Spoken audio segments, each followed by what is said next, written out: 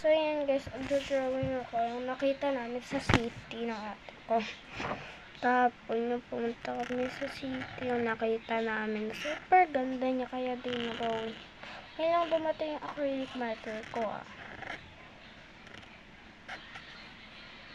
na nakangiti pag ikaw ay nasa aking tabi.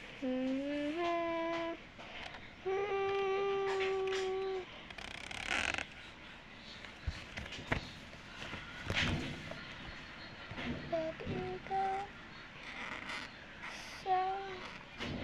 sa maatahas ko.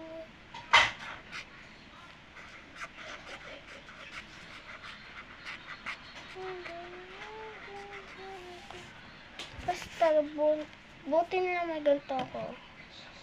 May ganyan ako. Kasi ganun din yung sheet.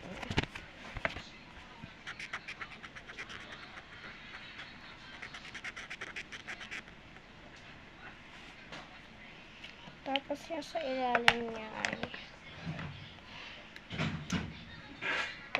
artificial stuff like glue.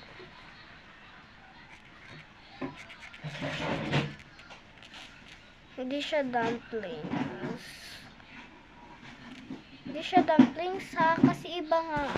Ganito yung dumplings ganyan na malamang lalagyan ko ng cover. Ay, lalagyan ko.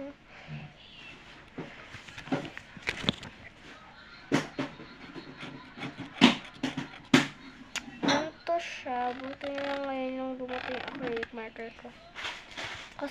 Kasi ngayon na ako magagawa.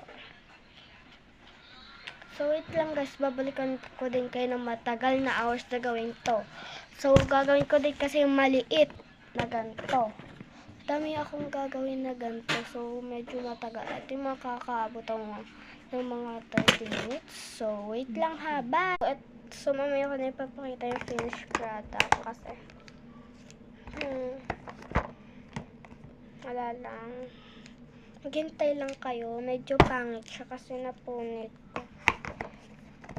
Isang punit lang naman. Baka sabihin nyo isang mga madami punit. Grabe naman kayo saan napag-brush. Kung kayo binash ko, hindi ko kayo wala ito dito. Ano sabi mo?